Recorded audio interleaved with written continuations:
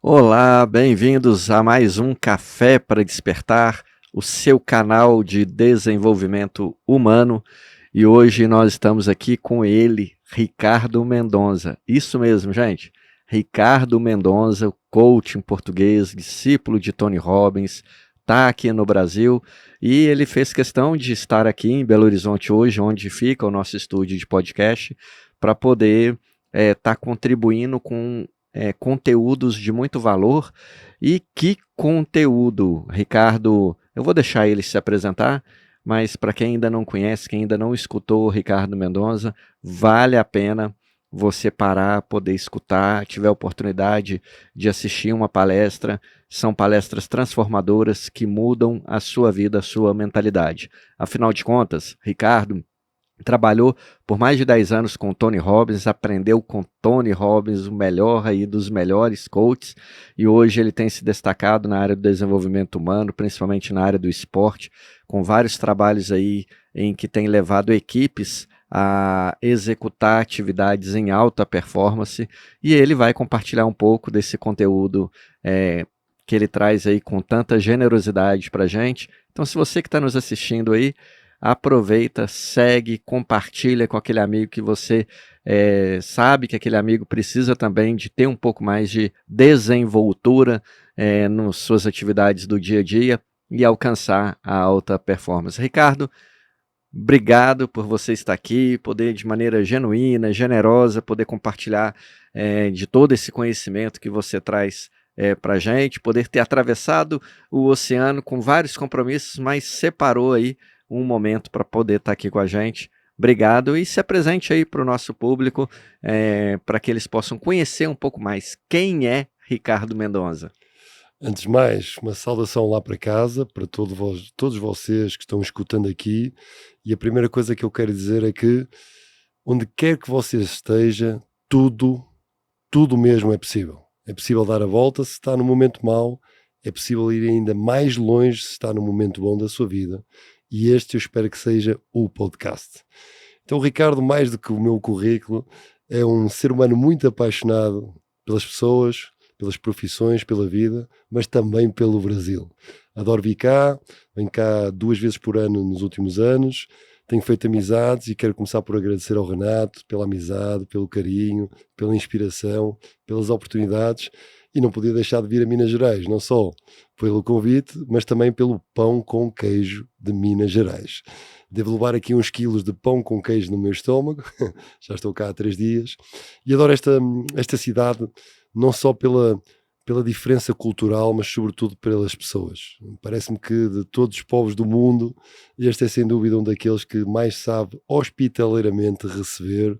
Há um carinho muito grande pelas pessoas, há uma simpatia, sabe bem estar aqui no Brasil, sabe bem estar em Minas Gerais, um país tão bonito, com pessoas tão empreendedoras, tão desejosas de algo melhor. Basta ver o estúdio maravilhoso onde nós estamos aqui.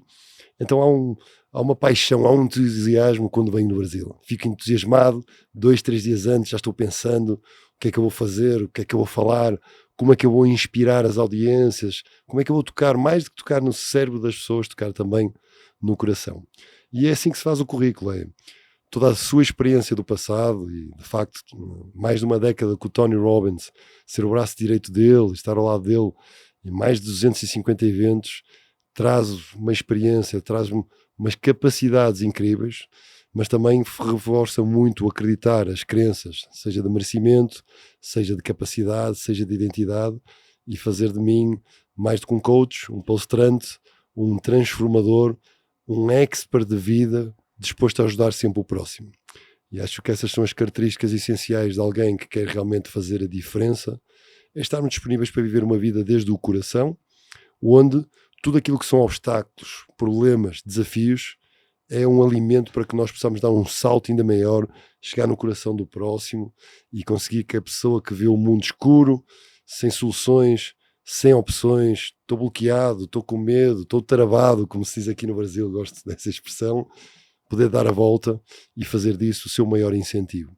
O resto é um currículo que passou muito pelo desporto, como atleta de alta competição, um estudioso, desde os 14 anos comecei montando a minha biblioteca, em que vai mais de 3.000 livros, todos lidos, onde tive a experiência de ter os melhores mestres, desde o Karaté, que eu fiz artes marciais, onde fui campeão e o meu mestre era campeão europeu, o José Maia, um professor catedrático hoje em dia, uma sumidade. Depois continuando no basquetebol, onde voltei a ter novos e maravilhosos mestres, que certamente espero poder contar alguma história, e que a determinada altura, com 15 anos, me convidaram para ser treinador de uns miúdos que não tinham ninguém que os treinasse. E essa foi a minha primeira grande experiência como treinador, como homem.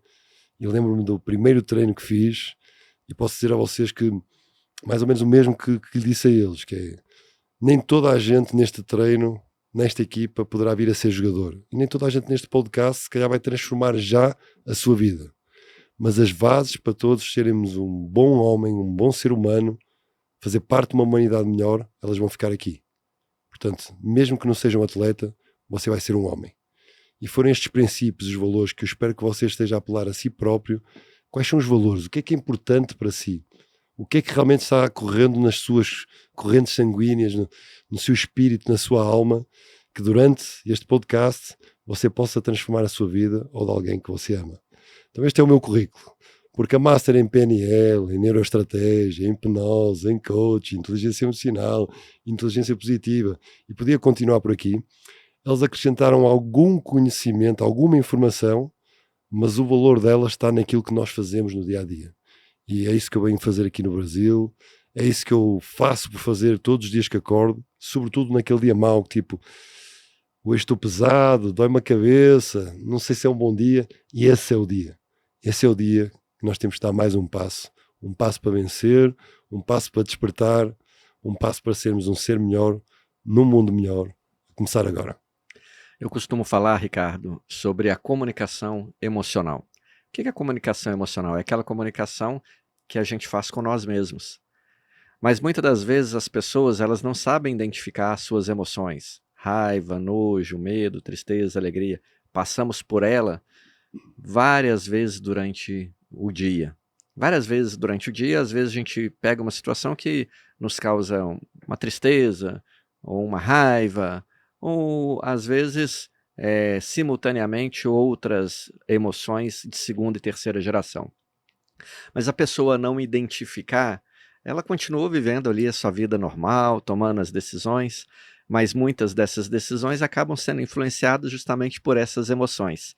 E aí, como que é importante essa comunicação emocional? E eu sei que você fala sempre muito bem sobre o processo do autoconhecimento, porque o líder, para ele liderar, ele primeiro precisa se liderar. Ou seja, a comunicação, ela primeiro tem que funcionar na mente dele, na cabeça dele, para que depois ele possa liderar outras pessoas. Na realidade, esse líder ele tem que ser exemplo primeiro no comportamento, na atitude, no processo de tomada de decisão, para que ele inspire as outras pessoas a poder seguir aquilo que ele quer que as pessoas façam também. Então, como produzir essa comunicação interna de maneira assertiva para que a pessoa ela possa realmente ser um líder capaz de influenciar e levar as outras pessoas a processos de alta performance? Bem, colocado assim, Renato, só com esse posicionamento dá para nós ficarmos aqui num podcast de 10 horas. Mas eu vou fazer o possível por resumir com aquilo que eu acredito que seja o mais importante. A primeira coisa que eu desafio a todos pensarem é responderem a esta pergunta. Seguir-se a você mesmo? Estou dando estes 2 segundos de silêncio porque se não escreveu neste momento, sim, Renato, dizer já sim, você aí, sim, Ricardo, total certeza de que me siga a mim mesmo. Então é porque você ainda tem muito espaço para crescer como líder, como ser humano. Que para mim é a mesma coisa. Ser humano nasceu líder. Só que durante os tempos que vamos vivendo, vão-nos colocando programas na nossa cabeça de que o seu irmão é melhor do que você, logo já não sou suficiente. Aquela pessoa faz bem e você não faz, logo já não sou capaz. Você nasceu feio, logo já não sou bonito. Então, todos estes pequenos episódios vão criando aqui uma comunicação que por vezes se torna nefasta consigo mesmo. Então a primeira coisa que eu vou dizer é seguir-se a você próprio. E até o momento em que você diga sim, eu sou um grande líder, há sempre algo mais para fazer. E eu muitas vezes respondo já, sim, sou o grande líder, mas às vezes também não. E isso não é um erro, é uma oportunidade. Então a comunicação é algo muito, muito, muito importante. Eu começaria por dizer que todas as pessoas acham que o mundo está hostil. A comunicação da guerra, das dificuldades, a economia, a bipolarização, todos aqueles desafios desta nossa era, que também havia nas eras anteriores e vai haver nas eras futuras, e estes desafios eles trazem todos uma oportunidade. Contudo, eu tenho percebido nos 35 países onde já palestrei, a verdade é que o mundo hostil lá de fora não se compara nem este bocadinho com o mundo hostil cá dentro. A comunicação interna é sempre mais dura do que a comunicação externa, independentemente da dificuldade. Se perdi um ente querido, se estou no meio de um conflito, no meio de uma guerra, a comunicação aqui pode ser muito mais hostil, porque ela multiplica-se. Então as emoções e a comunicação interna, ela começa muito pelo diálogo que nós temos, o diálogo interno, ao qual eu já nomeei esse diálogo. O diálogo mau, eu chamo-lhe o teco, que é o malandreco do boteco, e o diálogo bom eu chamo-lhe o tico, que é o fantástico. Então há uma luta entre estes dois, mas no meio há um ser humano, que sou eu. E eu posso escolher. Então o primeiro passo para a gente mergulhar dentro daquilo que é o nosso dia-a-dia é identificar que tipo de diálogo interno eu tenho na maior parte do meu tempo. Então o que é que você diz a você próprio? Quando está sozinho, quando está nas suas tarefas, quando está comunicando, quando está observando, qual é o diálogo interno que tem com você próprio? E depois há outras formas de comunicar. Por exemplo, mal me sentei nesta cadeira e eu pus-me logo numa fisiologia de poder. Coloquei o meu peito alto, estou com o meu pescoço longo, olhar perseverante, a respiração profunda. Porquê? Porque a fisiologia corresponde a 55% da comunicação com o próprio ser e com os outros.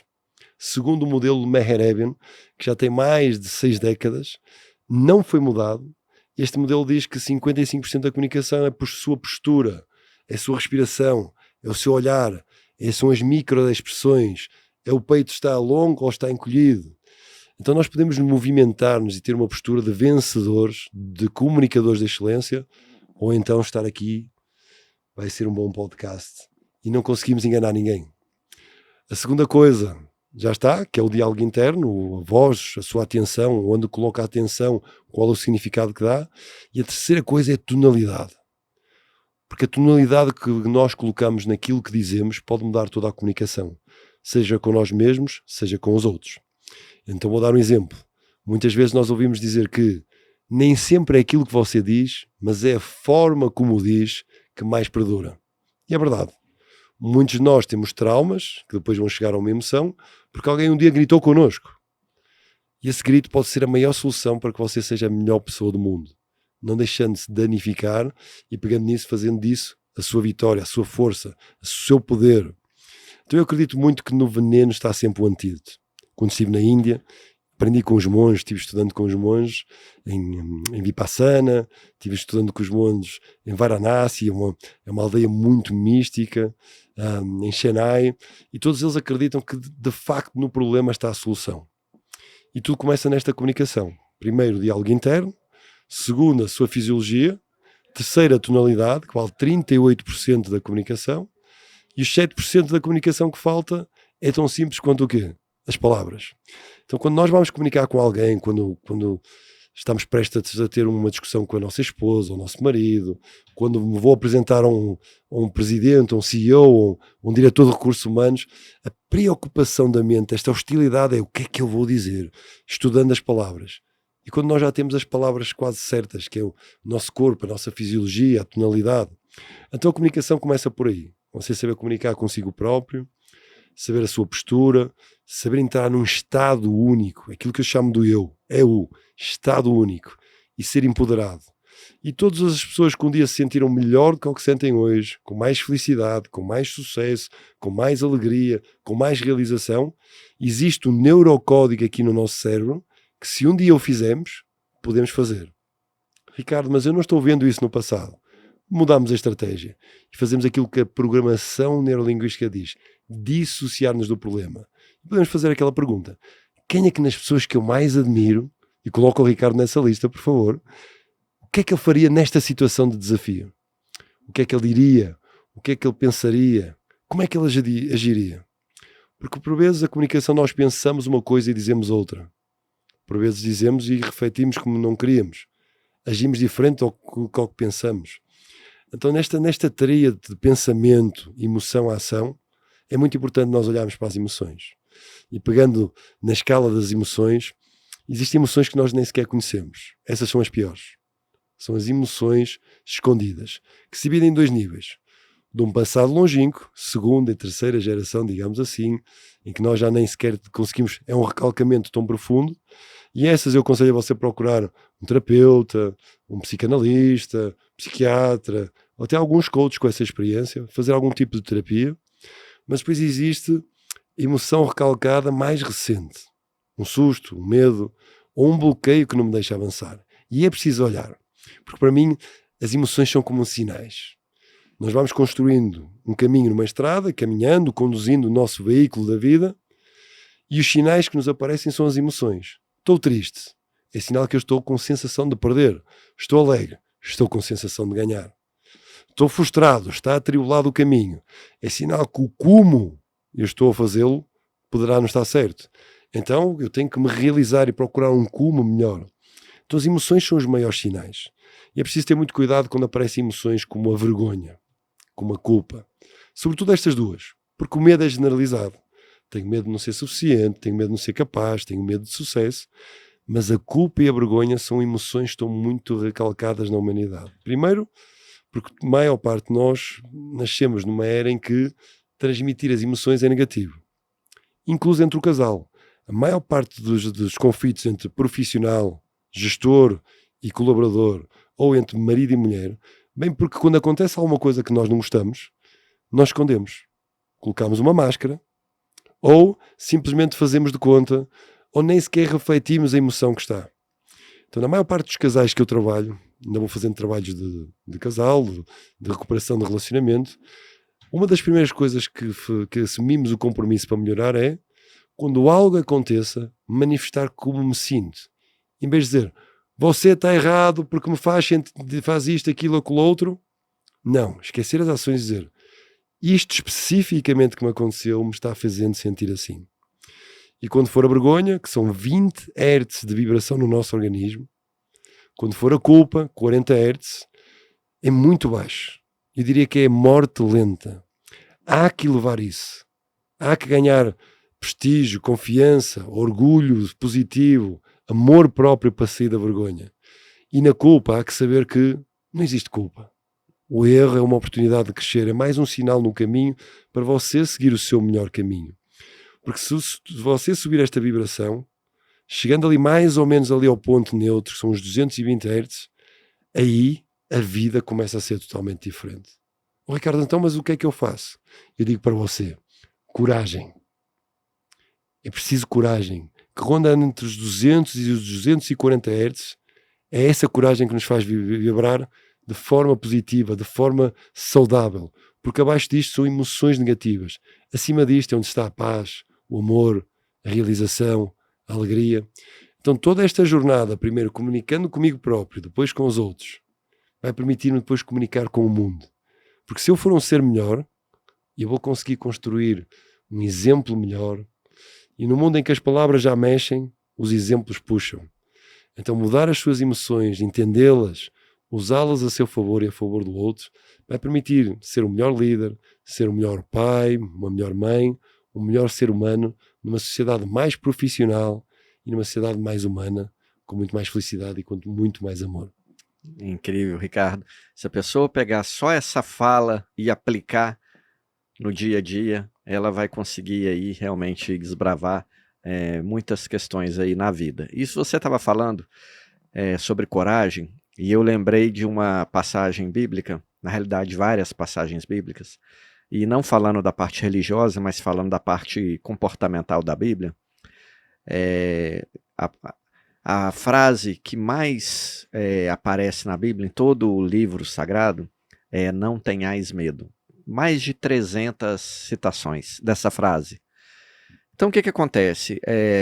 A pessoa que escreveu a Bíblia, ou as pessoas que escreveram a Bíblia, inspiradas ou não pelo Espírito Santo, ou Deus escrevendo a Bíblia, enfim, cada um acredita, né, de uma forma, não vou entrar nesse mérito, mas a preocupação era com o ser humano em relação ao medo. porque o medo ele trava, o medo faz a pessoa ficar paralisada, o medo faz a pessoa, mesmo que tome decisões, não ter a ação em relação àquela decisão que foi tomada, e o medo muitas das vezes faz com que a pessoa não alcance os seus propósitos, não alcance os seus sonhos.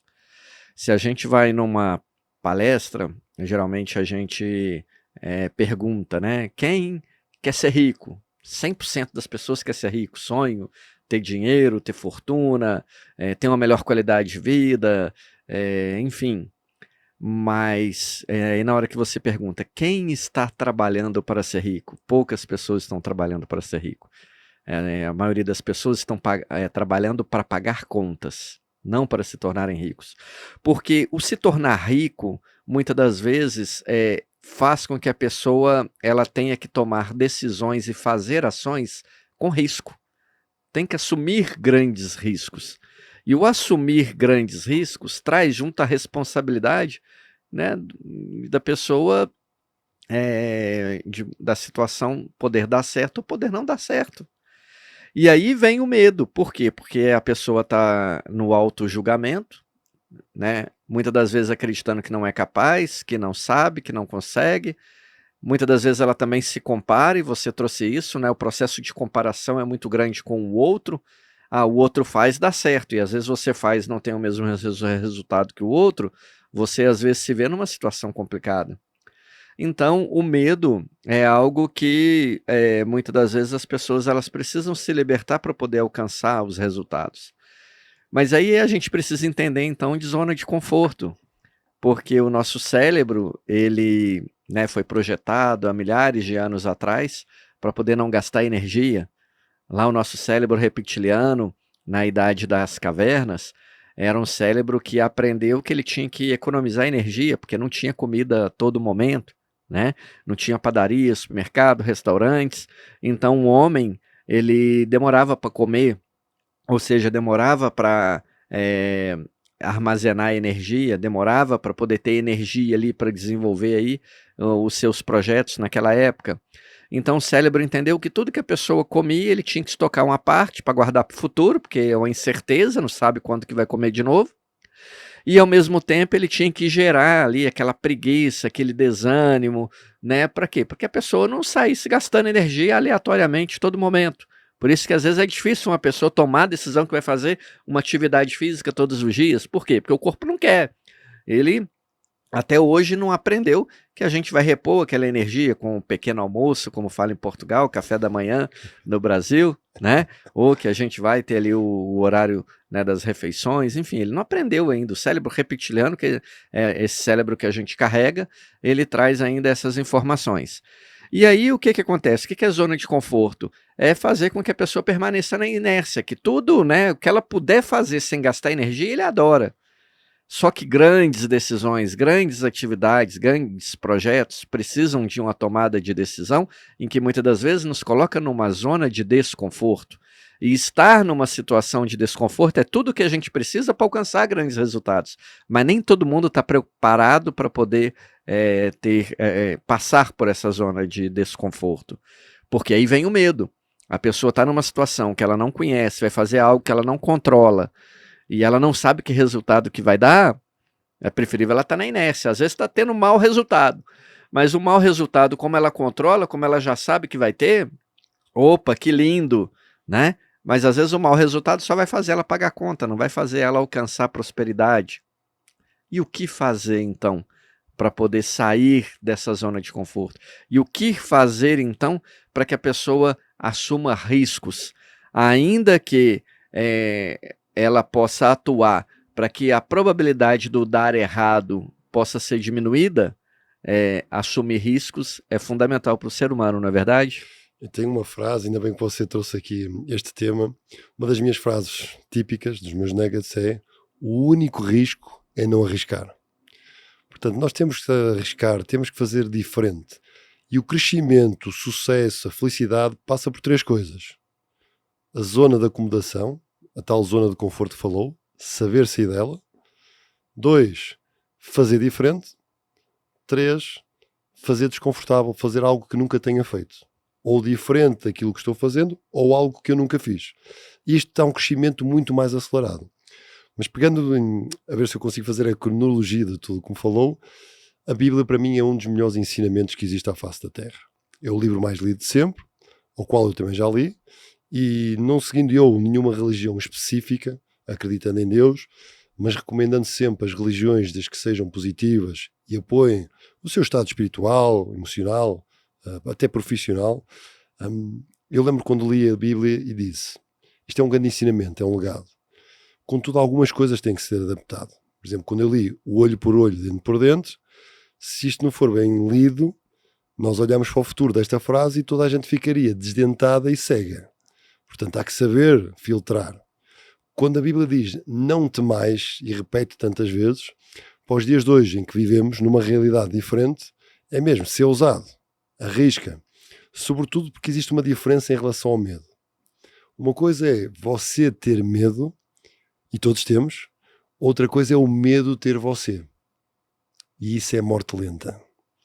Então a primeira coisa que nós temos de saber é que nível de medo estou eu. Então toda a mudança começa na consciência, olhar e ver. Quando eu tenho medo, quando eu estou confuso, assustado, receoso, duvidoso, ou todos aqueles tentáculos do medo, que são muitos, o que é que eu faço? 1, fico paralisado. 2, fujo. 3, fico reativo. 4, fico submisso. Estas são as 4 maneiras mais usuais de responder, de forma geral, ao medo. Então vamos identificar, porque se calhar com a minha esposa ou marido, eu reajo diferente de como reajo com o meu líder. Então primeiro identificar, é sempre o primeiro passo para a mudança, é saber o que é que eu faço, identificar os casos. E depois, como é que nós transformamos o medo em coragem, numa oportunidade. Então a primeira coisa é ser maior que o medo. É saber que o medo está ali para nos salvar. Não só para poupar energia, como disse muito bem o Renato, mas para nos salvar de chegar à beira de uma ribanceira e não me atirar, porque se eu não tivesse medo... Portanto, o primeiro passo que eu digo a todas as pessoas que vivem com medo, e é muita gente, é o medo é nosso amigo. Este é o primeiro princípio da inteligência emocional. E depois, o segundo passo é conseguir ver para além do medo em si. Vamos pegar numa situação que fiz recentemente, há umas semanas atrás, com uma equipe que já há 20 anos queria subir de divisão, passar para o escalão principal em Portugal, e não conseguia. Então eles apuraram para a fase de promoção, eram 8 equipes, e nos 7 primeiros jogos eles tinham uma vitória e estavam em penúltimos, empatado com outro clube. Era quase impossível subirem. Naquela altura houve um grande desacordo, o presidente despediu o treinador, deu um sermão em todos os atletas e o medo instaurou-se em todas as pessoas ao ponto que foi tanto que o presidente decidiu fazer alguma coisa diferente. Então é isto, se o medo está aí, ele não vai diminuir se você não fizer diferente, se você não tiver a iniciativa de arriscar, se você não procurar algo mais, se você não estiver disposto a fazer coisas que não sabe e não conhece. E ele pegou no telefone, no celular, e ligou para mim. Eu vou traduzindo a mim próprio, um diálogo interno. E eu disse, bem, a situação eu não conhecia, a situação de facto é difícil, mas se você está realmente comprometido, e apontem esta palavra, compromisso. Qual é o vosso nível de compromisso? Está disposto a sair do sítio onde você está neste momento para o sítio onde quer ir? E eu disse ao presidente, que é só uma das pessoas mais abundantes em termos financeiros de Portugal, uma pessoa muito conhecida, se realmente está disposto, e eu hoje tenho aqui 30 minutos ao final da tarde, pode vir aqui ter a Matosinhos, é uma cidade junto do Porto, no norte de Portugal, e vamos falar sobre isso. Obviamente naquela mentalidade de presidente, porque eu sou o presidente, estou muito ocupado, estou em Felgueiras que é longe, tenho a minha agenda cheia disso. Então é porque realmente você não está disposto a sair do sítio onde está para o sítio onde quer ir. Mas eu posso ajudá-lo. E eu consigo dar a volta. E ele diz, Ricardo, mas isto está praticamente impossível. Eu disse, impossível é só na mente. O impossible pode ser I am possible, eu sou possível. E eu, em meia hora, consigo, muito provavelmente, resolver o seu problema. Eu despertei a curiosidade. Então a curiosidade é um dos fatores que nos elimina o medo. Paixão, o amor, a curiosidade. Porque estas 4 formas que eu falei de responder ao medo, submisso, fuga, paralisação, reatividade, quando tu está com um espírito de gratidão, de amor, é impossível o medo ser maior que você. Então este é o segundo passo, que é trabalhar o amor, trabalhar a gratidão. E eu estava grato pelo presidente ter ligado para mim. Existem tantos coaches no mundo, mas na minha cabeça eu sou o número 1. Existem tantos experts, tantos terapeutas, tantos palestrantes. Na minha cabeça eu sou o número 1 e ele sente lá quando eu estou a conversar isso. Então ele cria ali a possibilidade, mas ao mesmo tempo eu coloco amor por uma equipa que há 20 anos que não consegue e que tem um estigma, um padrão, tem uma rotina de pensamento que não vamos conseguir. Vamos morrer na praia, como se diz em Portugal, quase a conseguir. Então o quase é um cervo do medo. Está quase, amanhã. O amanhã não existe. Existe hoje. O que é que pode fazer hoje? E o facto é que o presidente do clube, que foi o Clube Felgueiras, veio a Matosinhos e sentámos os dois. Uma brilhante conversa. E eu perguntei quem ia ser o novo treinador. Ele disse, não tenho. Ele disse, não há problema. Eu estou num estado único, o meu eu, de coragem. A gente vai resolver. Consegue marcar com o treinador que despediu? Ricardo, não sei. Consegue ou não consegue? Consigo. Amanhã, nota bem. Em Portugal, normalmente os clubes começam treinando às 10, 11 da manhã. As empresas às 9. E disse às 7 da manhã. Marco com o treinador, você e eu. E se vocês estão realmente, comprometidos. Compromisso. E o compromisso é uma palavra de liderança. Eu lá estarei e vou fazer uma viagem longa daqui até lá. Mas se é para fazer, vamos fazer a sério. Porque já só faltam mais 8 jogos. E vocês não podem perder um ponto, não podem perder um jogo. E eu acredito, e eu consigo, mas preciso de vocês no mesmo nível de compromisso. E começámos a reunião àquela hora da manhã. Resgatei o treinador, juntei com o presidente, unimos os três, assumimos palavra e compromisso. E a palavra tem muito valor para mim e passou a ter para eles. E a partir daqui há que criar. Peguei em 15 coaches da minha equipa, vários palestrantes, unimos uma task force, todo jogador tinha um coach individual. Todas as semanas fizemos 1 ou 2 intervenções na equipa. E o que fizemos foi transformar o medo em coragem. E quando estávamos quase a chegar, faltavam 2 ou 3 jogos, o medo começa a se instalar. É bom demais, de repente começamos a ganhar a toda a gente, estamos invencíveis, e ao dia deste podcast eles continuam invencíveis. Só que eles estavam quase a desacreditar, porque o medo começou a ser grande. Então o meu amor, a minha gratidão foi novamente, e tentei perceber o que é que eles nunca estariam dispostos a fazer. E eu ousei arriscar mais longe. Então, após uma palestra, não fui eu que a dei. Contratei uma amiga minha, a Patrícia, aluna, empresária de grande sucesso, hoje em dia palestrante nos últimos anos, explodindo no mercado de Portugal, de Angola, muito forte no empreendedoramento feminino, e disse, Patrícia, estes homens precisam de uma lição. Vais dar uma palestra no balneário deles. Isto era impossível no mindset cartesiano, retrógrado, ainda ultrapassado daqueles jogadores de futebol daquela equipa que queriam, mas não sabiam se queriam. No momento que ela entra, o treinador olha para mim e diz, Ricardo, isto é mesmo sério? E disse, subir de divisão é como subir na vida. Se vocês querem mudar, têm que dar o primeiro passo. E está disponíveis para sair do tal conforto que o Ronaldo fala. Eu não gosto muito da palavra conforto e vou explicar porquê. Eu gosto de estar confortável. Conforto sabe bem se for temporário. Não gosto é do acomodar. Então eu uso o termo acomodação. O conforto está muito na moda e eu entendo, o princípio é o mesmo. Quando eu me acomodo, estou ficando com rabo de cadeira. Desculpem a expressão, mas é rabo de cadeira. Está acumulando gordura. Está ficando mais lento. Com a velocidade que vivemos hoje em dia, nós, o povo, tem que se mexer rápido. Decidir rápido. Então ela foi, palestrou. Jogo seguinte, ganharam. Jogo seguinte, levei umas tábuas de 2,5 cm de madeira. E para eles era impossível partir tábuas. E disse, as tábuas vão estar aqui, vocês vão partir isto hoje. Não há amanhã, é hoje. E ancorei eles, fomos àqueles 3 processos, porque o Renato falou muito bem. Eles queriam ter a subida da divisão. Eles queriam ter o prémio. Eles queriam ter o reconhecimento. Eles queriam ter as vitórias. Só que eles não estavam disponíveis para sair do sítio onde estavam para o sítio onde queriam ir, nem passar os processos. E hoje em dia na sociedade toda a gente quer ter algo. Quer ter um grande carro, uma grande empresa, uma grande família, uma grande conta bancária. Só que antes do ter existem 2 passos essenciais. Porque o ter tem muito a ver com merecimento. Então há que trabalhar. Quem não tem, há que trabalhar primeiro crenças de merecimento. Novos programas aqui. Só que antes existe uma camada mais profunda, que é o fazer, as crenças de capacidade. Será que eu tenho a autoestima e a confiança para acreditar em mim e ser capaz? E esta equipa não tinha. Mas pior que tudo, ainda havia as crenças de identidade. A identidade é que nós vamos morrer na praia. E naquele dia elas morreram ali. Eles escreveram na tábua e disse: onde vai um, vão todos. E toda a gente partiu aquela tábua, numa energia única. O mindset, a mentalidade daqueles jogadores foi: eu posso, eu consigo, eu faço acontecer. E ganham o próximo jogo. E tal como terminámos naquela conversa a 3, no último jogo, eles jogam com o segundo classificado, conseguem ultrapassar o segundo classificado e sobem divisão após 20 anos. Por um motivo. Bastou uma pessoa, no momento, olhar e dizer: onde é que está o medo? Se existe medo, existe coragem. Então o medo também pode ser uma espiral como as emoções. E quando existe o medo é como for um buraco.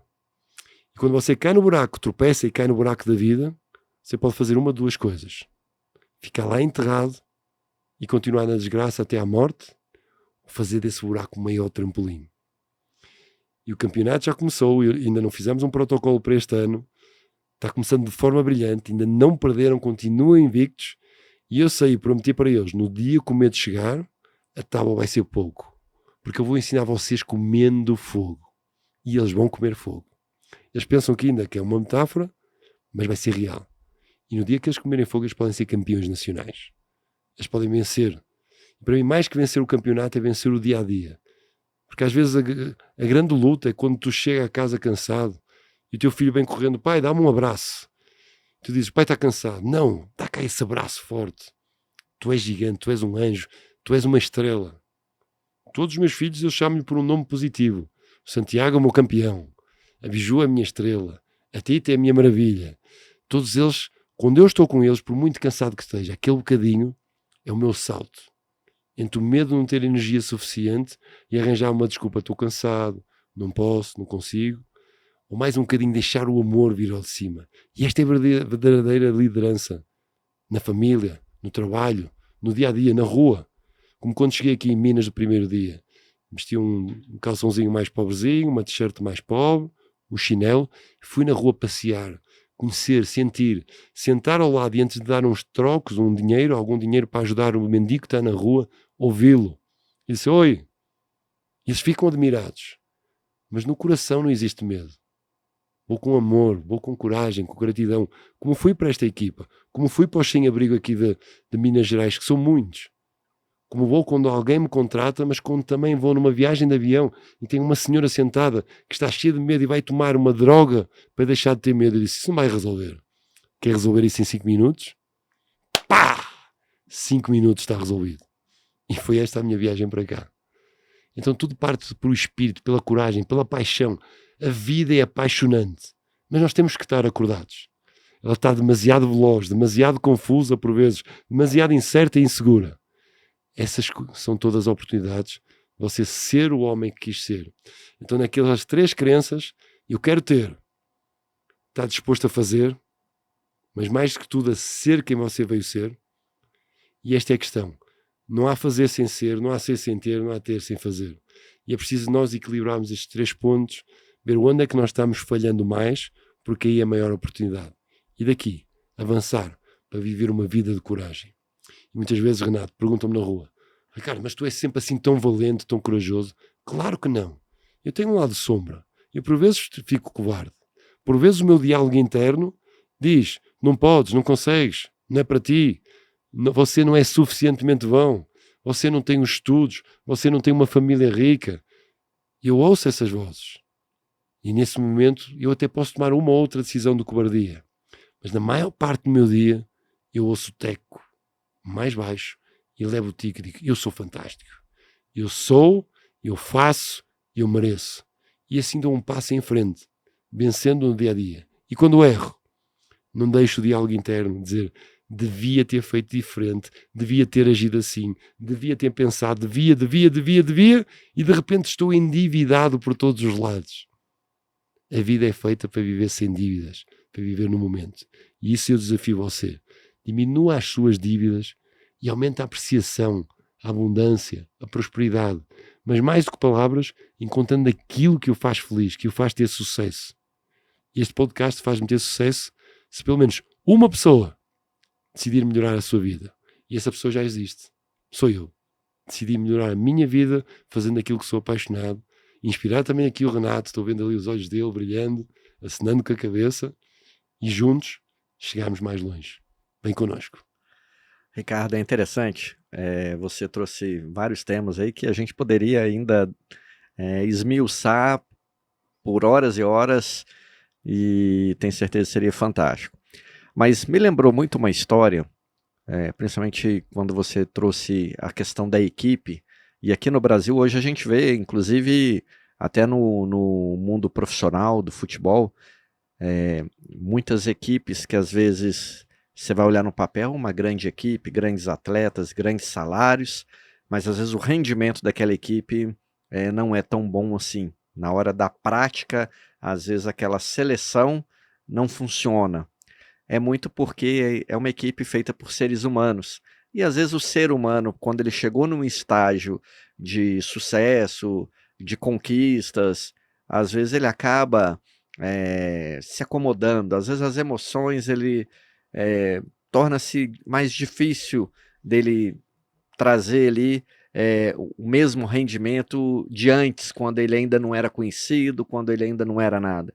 Então a gente acaba vendo isso com muita frequência, inclusive.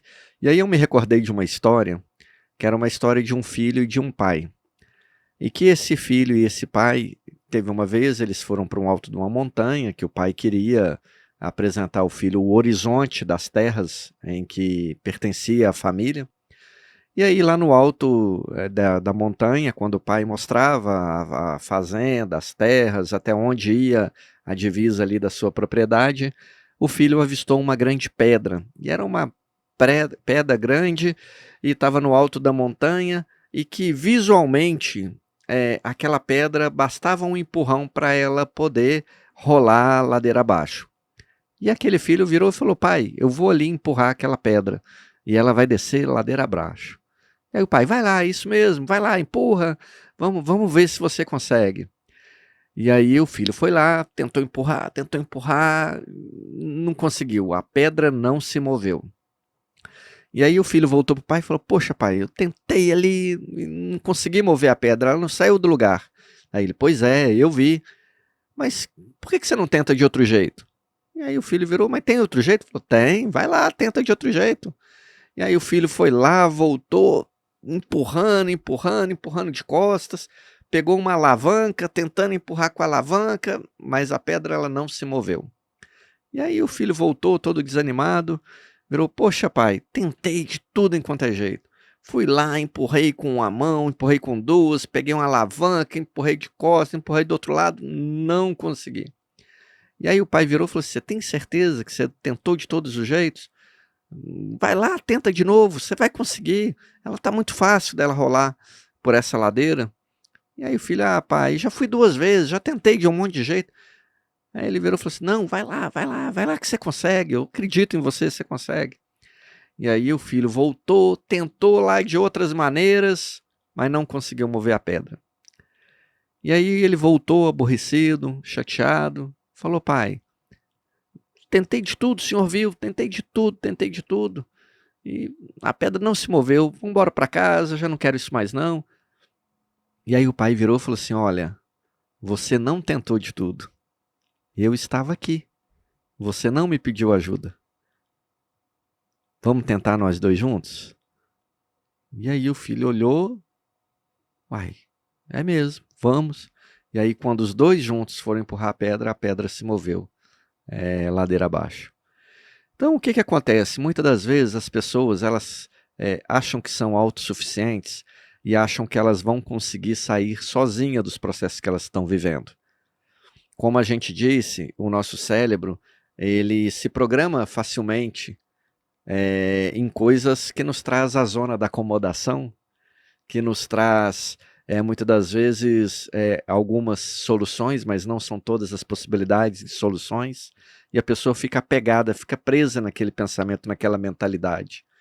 Mas ela acha que ela sozinha, ela consegue, afinal de contas, às vezes é uma pessoa que já estudou muito na vida, uma pessoa que já passou por várias experiências de superação, mas às vezes o que ela precisa está ao lado, o que ela precisa é um profissional, é uma pessoa que está ali para poder ajudá-la a enxergar de outra maneira, a ver de outro jeito, ou até mesmo de ajudá-la a fazer algum processo.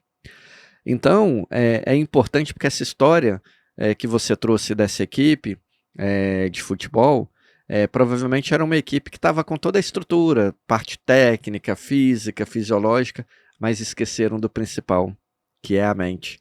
E aí você foi lá e despertou essa nova mentalidade. Você gerou essa confiança. Você ajudou as pessoas a lidar com as emoções. Porque muitas das vezes aqui no Brasil, a gente vira e fala com as pessoas, fala, olha, vai lá, vai atrás do sim, porque o não você já tem. E eu costumo falar, olha, nem o não a gente tem. Porque se você não for lá e não fazer, nem o não você tem. Nem Você não não, tem nem sim. nada. Você não tem nada. Você não tem nem o sim, mas também não tem o não. E as pessoas se acomodam, né? O não, não, e deixam de fazer. Então, ter um coaching hoje é fundamental.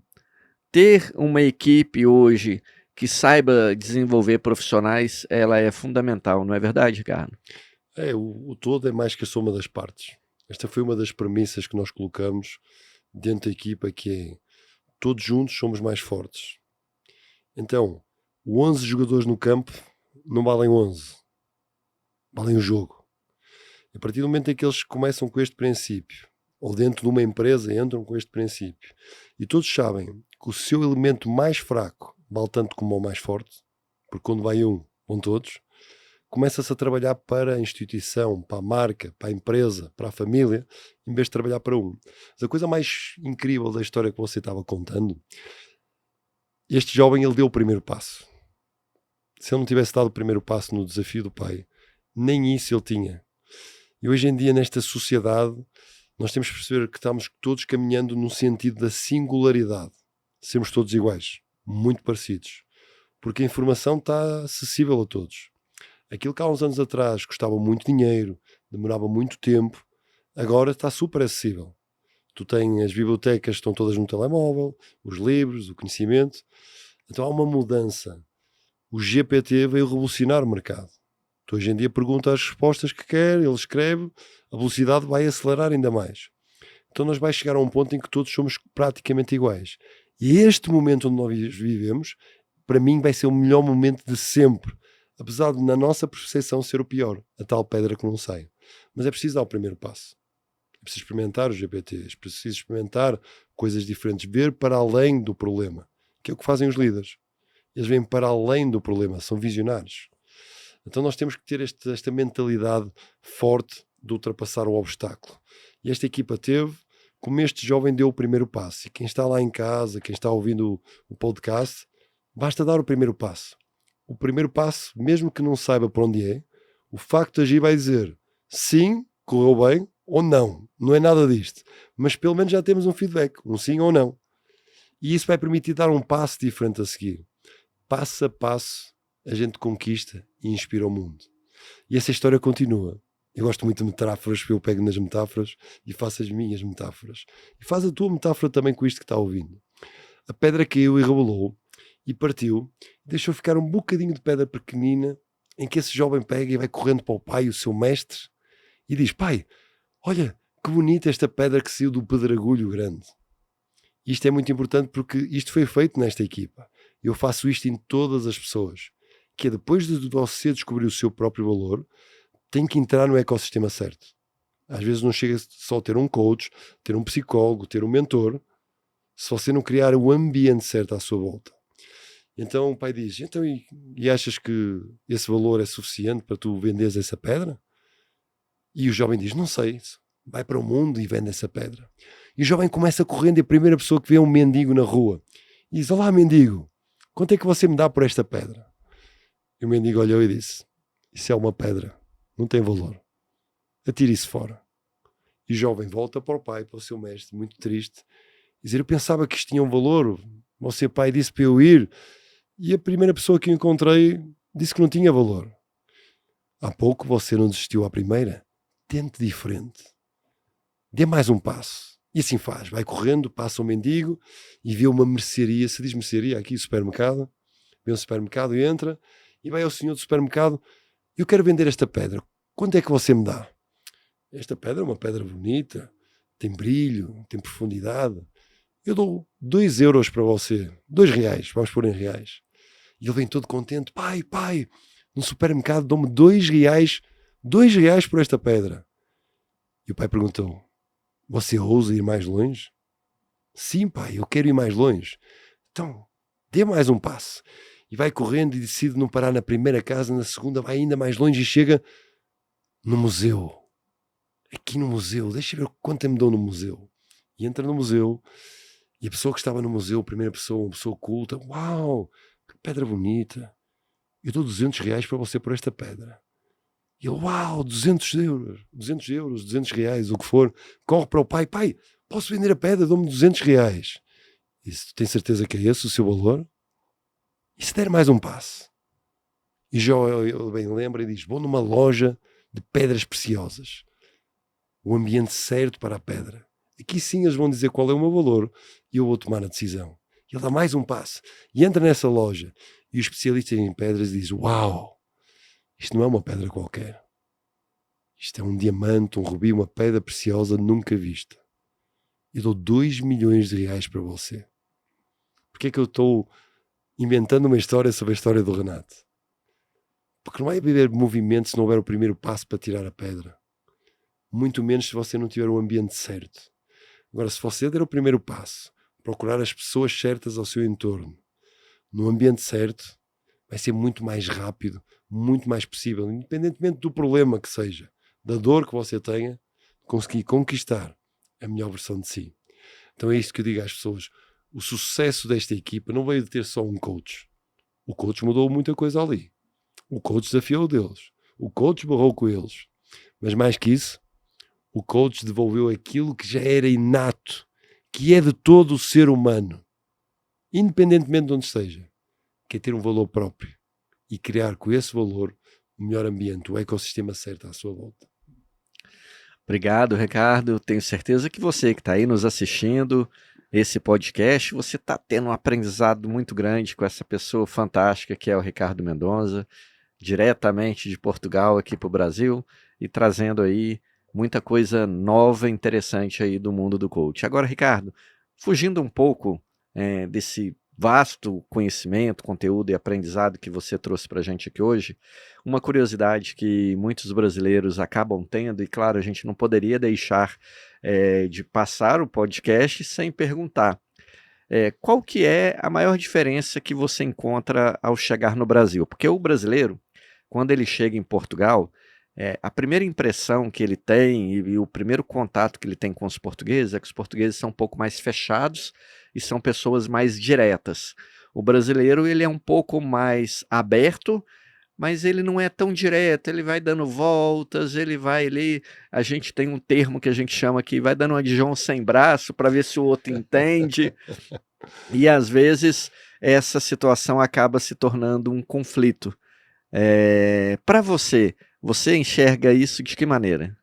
Olha, todos os estudos sobre mentalidade em que se pergunta o que é mais poderoso para o ser humano, reduzir os pensamentos negativos ou aumentar os positivos. E todos os estudos, eu não conheço nenhum estudo credível que não diga o contrário disto. Reduzir os pensamentos negativos. E eu, como bom português, tenho um juízo muito alto. É fácil julgar e criticar o outro. Mas eu gosto de olhar no espelho. Então, por vezes, eu também sinto as diferenças culturais. Por exemplo, quando o avião aterra, se o avião é cheio de brasileiro, e eu ainda nem tirei o cinto e o brasileiro já está todo de pé, pegando nos sacos. É muito ansioso. Mas eu olho para aquilo como uma oportunidade. Oportunidade deste povo irmão, em que pode aprender com Portugal, como Portugal pode aprender com o Brasil. Então, o que eu mais gosto no Brasil, que é isso que perdura na minha mente. Eu adoro este país, não só pela comunicação inata do povo em si, mas sobretudo pela forma leve como o povo leva às situações. Gosto muito, sobretudo, por todos os recursos que estão aqui, nesta terra. Isto é uma terra abençoada. Recursos de comida, de minério, petróleo. Este é um país, na minha visão, o Brasil, mais tarde ou mais cedo, vai ser um dos top 3 líderes do mundo. E só precisamos mudar uma coisa: a liderança. Em vez de apontar o dedo para o político, se você nunca se candidatou, candidate-se. Faça diferente. Porque na realidade política, a palavra política vem do grego servir o outro. E nós estamos desacreditados. E se tu não acredita na política, também não acredita em si próprio. E eu não sou político, não tenho cores políticas, nem esquerda nem direita. Mas sou apaixonado por pessoas e por uma vida melhor. Então o que eu diria é que o Brasil, diferente de Portugal, é um país que tem fome, que tem desejo. Aqui o brasileiro investe na mentoria, investe nos cursos, investe na palestra. O português é muito resistente, demora tempo. Então a velocidade no Brasil está muito rápida e há que aproveitar. Se for bem feito, há que aproveitar. O Brasil é um país dotado, o Brasil está no topo do marketing digital do mundo, o Brasil está no topo dos recursos, o Brasil está no topo de simpatia. As pessoas são bonitas aqui e eu gosto de vir no Brasil. Obviamente que há portugueses que dizem o Brasil é perigoso, o brasileiro, muitas vezes há a expressão o brasileiro é charlatão, mas isso não pesa, esses pensamentos têm que ser reduzidos, porque tal como nós dois temos uma parceria, tenho muitos sócios e parceiros aqui no Brasil, o brasileiro também pode ter em Portugal. Juntos somos mais fortes, porque a nossa equipa é o mundo. E não adianta o português jogar melhor que o brasileiro ou o brasileiro melhor que o português. Adianta é nós jogarmos juntos. Neste jogo, no mundo em que tem demasiada guerra, demasiados conflitos, demasiadas comparações, demasiada inveja, demasiadas emoções negativas. Está na hora de nós líderes darmos um passo em frente. E se alguém está a ouvir isso e acredita que ainda não é líder, então esse é o primeiro passo, você já sabe onde está. Assuma, lidere-se a si mesmo. Lidere dentro de sua casa. Mas o político dificulta, é corrupto. Não interessa. Dentro de sua casa quem manda é você, quem comanda é você. Você governa. Junto com Deus, se for a sua crença, junto com o seu coração, e isso não há nada nem ninguém que o possa impedir a não ser você próprio. Então comece por aqui. Comece por aqui tomando controle da sua vida, mudando o mundo. E é isto que eu acredito, Renato. Tem uma frase que o Ricardo fala, que o erro é a maior universidade. Porque quando se erra, é uma oportunidade de aprendizagem. O problema é que aqui no Brasil, e em outros países também, o erro ele é julgado, ele é abominável, ele é criticado. Inclusive tem pessoas que elas abominam o erro e julgam as pessoas, cancelando as pessoas. Né? Hoje está muito em moda aí a palavra cancelamento. Às vezes uma pessoa vai na rede social e ela faz um depoimento, grava um vídeo, fala alguma coisa, e às vezes aquela situação dá uma dupla interpretação. E aí cada um, como interpreta da maneira que quer, acaba interpretando às vezes essas pessoas de alguma forma, e aí aquela pessoa passa a ser cancelada. Então hoje ainda tem mais um outro medo que assombra as pessoas, que é o medo do cancelamento, né? Mas eu sempre falo que o conflito ele é uma oportunidade de aprendizagem. O conflito em si mesmo, porque é quando o conflito está instalado, é porque as duas pessoas ainda não chegaram a um mesmo acordo, a uma mesma visão, a mesma mentalidade, a mesma situação. O problema é quando aquele conflito ele vira um confronto. Aí é um julgando o outro, um falando mal do outro, um tendo atitudes para poder sacanear o outro. Aí isso é um confronto. O conflito não. O conflito ele se estabelece e se as pessoas trabalham juntos, se resolve. Hoje pela manhã, inclusive o Ricardo estava dando uma palestra, eu não consegui assistir toda a palestra, porque tivemos ali numa das minhas empresas uma situação em que precisava da minha situação. Da minha atuação, perdão. E aí eu fui atuar, porque tinha um conflito estabelecido, e aí, conflito estabelecido, você vai chorar, você vai reclamar, você vai ficar xingando todo mundo? Não. Conflito estabelecido, o que você faz? Você resolve, você vai e atua para resolver o conflito, para não deixar com que aquele conflito vire um confronto.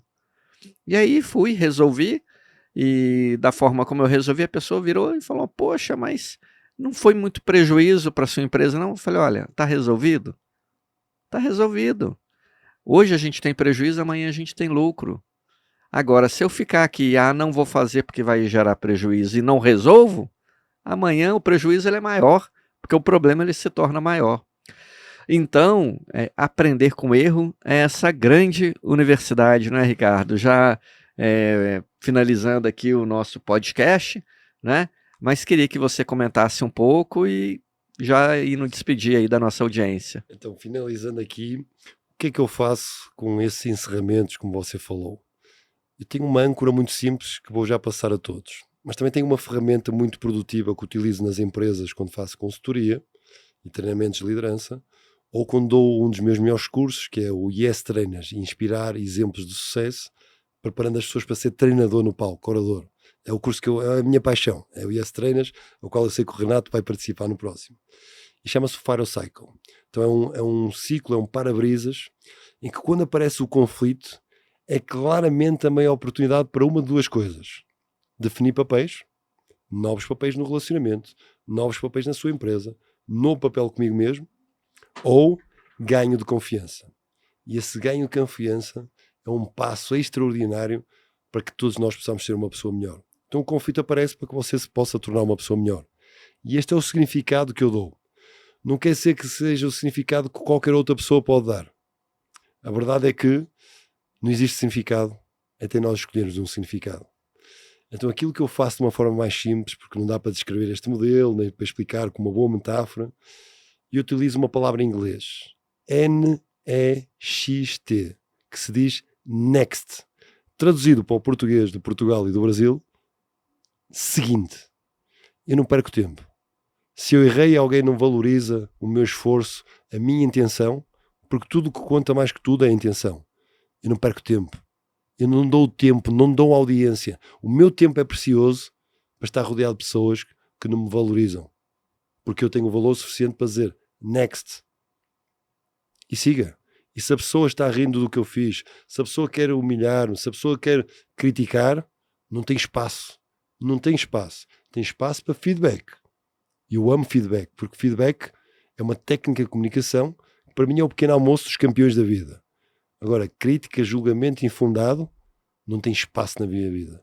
E então eu utilizo só esta âncora. Next. Seguinte. E se for para fechar, não há nada melhor como fechar com uma boa metáfora. E quando estive no instituto, na reitoria, hoje de manhã com você, uma pessoa que me disse uma coisa engraçada. Ricardo, mas será que toda a gente mudou a sua vida aqui? E disse, eu não sei se toda a gente mudou. Sei que eu fiz com paixão e amor, voltaria a fazer igual ou melhor. E basta uma destas pessoas ter mudado de vida, que já teve significado para mim. E então contei a história e disse, não conhece a história da estrela do mar? Do menino que todos os dias ia na beira da praia e pegava na estrela que o mar trazia e tirava novamente para o mar. E pegava e atirava mais uma e mais outra. E um dia um sábio que estava lá, muito conhecido, muito ilustre, que está fazendo, menino? Você é louco da cabeça?